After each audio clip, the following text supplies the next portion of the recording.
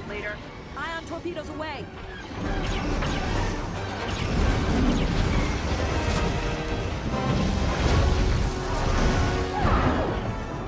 In last week's video, I briefly mentioned the Y-Wing as potentially being a good ship for a beginner bounty hunter, and ever since then I haven't stopped thinking about it. It's just such a good ship with a very interesting history. During its lifetime, it underwent more changes and evolutions than any ship other than the X-Wing. In this video, we'll examine them all. I'm Joey from Radio Free Coruscant, and this is the definitive guide to the Y-Wing.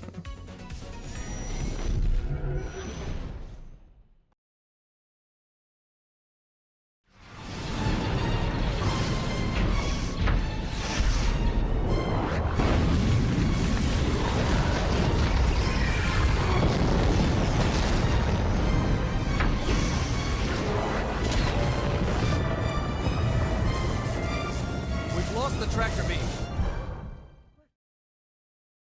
Design.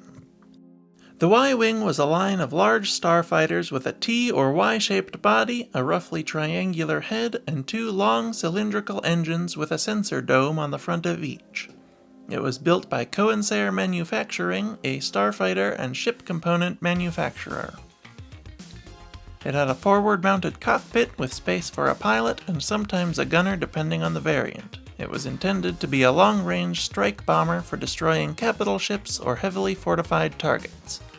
Early models had a sleek aerodynamic hull, but later models would become famous for their exposed frame and machinery. We'll get to that in a bit. History and specifications. The history of the Y-Wing is a bit convoluted with what seems like 3 different versions between the 2 continuities. I will do my best to combine them into one cohesive narrative. BTL-B. The original Y-Wing was the Corsair BTL-B starfighter bomber introduced early in the Clone Wars. It was a marvel of engineering, one of the most successful starfighters in history at that point in time. There were few Republic victories that didn't have a squadron of Y-Wings present, and few Republic losses that did. The ship was 23.4 meters long by about 8.5 meters wide. Its crew consisted of a pilot, a gunner, and an astromech droid. It was armed with 2 forward laser cannons, a roof-mounted RMech SW-4 ion cannon turret, 2 MG-7 proton torpedo launchers holding 6 torpedoes each, and a bomb bay. The BTL-B was very fast for its size with a top speed of 1,000 kilometers per hour. This starfighter's service had an unusual start. The Y-Wing project was headed by Senator Xack, a Gran from Malastare.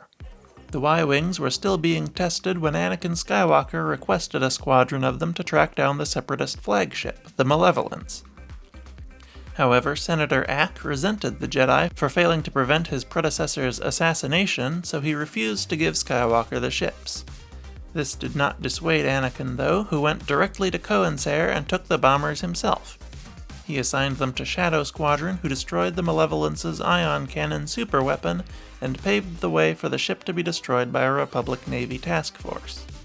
This battle was a resounding success and cemented the Y-Wing's place in the Grand Army of the Republic, where it would serve in countless more battles such as Ryloth, Camino, Sullust, Malastare, and more. Seeing the power of the BTL-B Y-Wing, many Republic worlds ordered some for their planetary defense forces. However, they quickly found out that while it may have been perfect for the Republic, they needed some work to make them suitable for use in smaller militaries. One common modification was to cut the engine nacelles down by several meters to fit better in smaller hangars. Another was to remove the gunner's seat and reconfigure the turret to be operated by the pilot. Corsair Manufacturing took note of these alterations and eventually began producing Y-Wings in these configurations. BTL S3 and BTL A4. I'm going to bundle the S3 and A4 into one entry since they were visually identical to one another. Both ships were shortened to 16.24 meters long.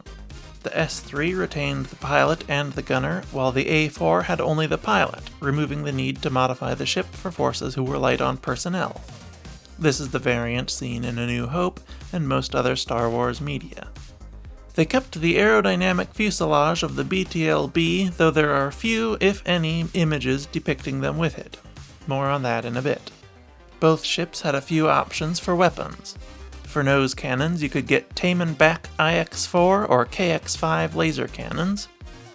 On the turret, you could get Armech SW-4 or SW-5 ion cannons, and in the new Aerokid Flex Tube torpedo launchers, you could fire a wide variety of munitions, including Krupex MG7 proton torpedoes, cluster missiles, concussion missiles, ion torpedoes, proton bombs, or limpet charges. The launchers could hold 8 of each. The S3 and A4 proved even more popular with planetary defense forces than the BTL-B had, but after the Republic fell, the Empire decided it didn't like the idea of all these strike bombers floating around and decided to repossess and scrap them all. Coincidentally, the Imperial Navy also retired the BTL-B within the first months of Imperial reign. Perhaps with no Y-wings of their own, they became intimidated by the speed and destructive power that their oppressed victims had that they themselves did not. However, fate was not yet done with the Y-wing, and many planets donated them to the Rebellion rather than surrender them to the Empire's salvage yards. The Rebellion also secured many BTL-Bs, S3s, and A4s by simply stealing them from Imperial reclamation stations. Unfortunately, these ships were getting on in age, with many of them being 15 to 20 years old at this point. The Rebels had to get creative with their Y-wings to keep them running. Rebel mechanics became frustrated with the process of removing the fuselage panels to access the central frame and perform maintenance, and so they eventually realized that they could save a lot of time by just leaving them off permanently. I would love to see the look on the pilots' faces when they learned they would have to go into battle with no armor from now on. The armor was never that useful to begin with, though. The Y-wing could survive many hits anyway due to its robust construction, and the armor really only provided an air gap to protect against certain types of munitions that the Empire didn't use, and provide aerodynamics in atmospheric battles, which the Empire rarely engaged in. Thus, the armor was no longer necessary, and off it went. Some of it had been useless the whole time. The armor on the engine nacelles protected nothing for most of their length. The rings at the end of the nacelles contained magnetic steering vanes, but the intervening space between them and the ion engines didn't need to be armored for the steering vanes to work.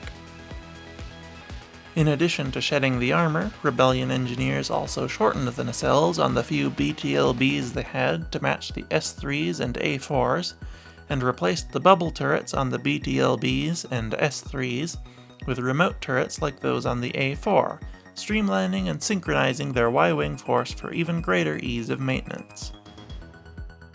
The Rebellion didn't just tinker with the Y-wing, though, they put them to good use. The Y-wing was instrumental in several key battles of the Civil War. The ship's greatest victory was at the Battle of Scarif, where a squadron of Y-wings used ion torpedoes to disable an Imperial Star Destroyer, which could then be pushed into the Scarif shield gate to overwhelm the shield and allow the rebels on the surface to transmit the Death Star plans to Tantive 4. The battle that returned the Y-wing to the level of fame and glory that it had in the Clone Wars, though, was the Battle of Yavin. While the Death Star was destroyed by an X-wing, merely being present for this monumental occasion was enough to restore the Y-wing to legendary status. With this status came investment, and with investment came the BTL-A4LP Long Probe. Long Probe. The Long Probe Y-wing was a special variant of the A4 built by the Rebel Alliance specifically for extra long-range reconnaissance. Little is known about it, and few were built, but we know that it was altered to maximize range above all else. Everything unnecessary was filed down or removed to make the ship as light as possible, to allow it to fit heavier avionics equipment or weapons without losing any of that range. Presumably it also had larger fuel tanks fitted as well. This did not come without cost though, as the ship lost its onboard life support and mission support equipment, and the ion cannon turret was fixed in the forward position to remove the rotation mechanism. This ship served as the primary scout ship of the Rebel Alliance for many years, though it wasn't built in great numbers. BTA NR2. Sometime after the fall of the Empire, the New Republic decided it was time for a new Y-Wing, and Cohensair delivered. The BTA-NR2 Y-Wing was designed from the ground up to be an upgrade over the now 30-plus-year-old BTL series Y-Wings. It measured 18.2 meters long by 8.8 meters wide. Its new engines were capable of 1,050 kilometers per hour, and it had extremely powerful shields. In a brilliant business move, Cohensair sold the ship without an outer fuselage.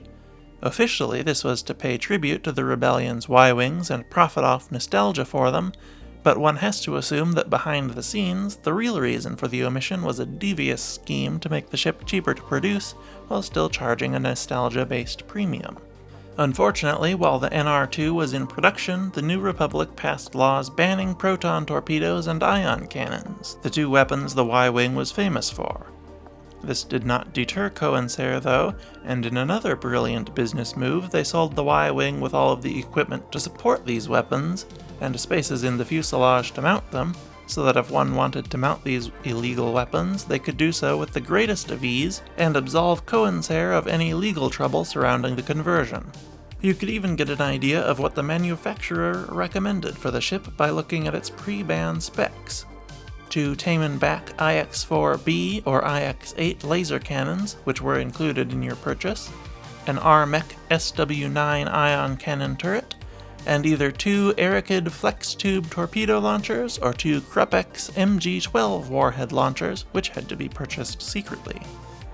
Unfortunately, the BTA-NR2 was a bit of a flop, largely because of the ban on the weapons that made the original Y-Wing great.